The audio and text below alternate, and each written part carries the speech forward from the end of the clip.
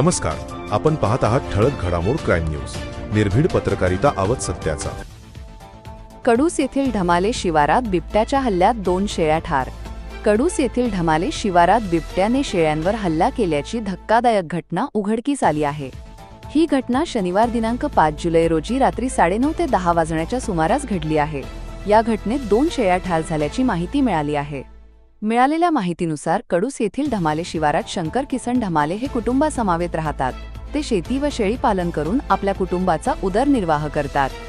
दरम्यान शनिवारी रात्री 9:30 ते 10 वाजण्याचे दरम्यान घरातील सर्वजण जेवण करून ढमाले हे बाहेर फिरायला गेले व बाकी सगळे झोपण्याच्या तयारीत असताना त्यांच्या पत्नी वैशाली ढमाले यांना शेळ्या ओरडत असल्याचा आवाज आल्याने त्या बाहेर आल्या असता त्यांना बिबट्याने शेळ्यांच्यावर हल्ला केल्याचे दिसले।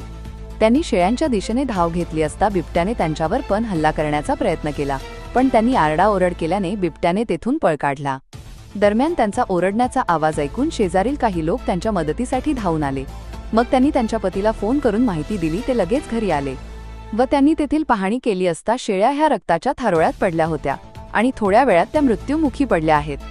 कडूससह परिसरात वारंवार बिबट्याच्या हल्ल्याच्या घटना घडत असल्याने वन विभागाने पिंजरा लावून बिबट्याला जेरबंद करावे अशी मागणी ग्रामस्थांनी केली असून ढमाले कुटुंबियांना शेळ्यांची लवकरात लवकर भरपाई मिळावी अशी मागणी ग्रामस्थांनी केली आहे।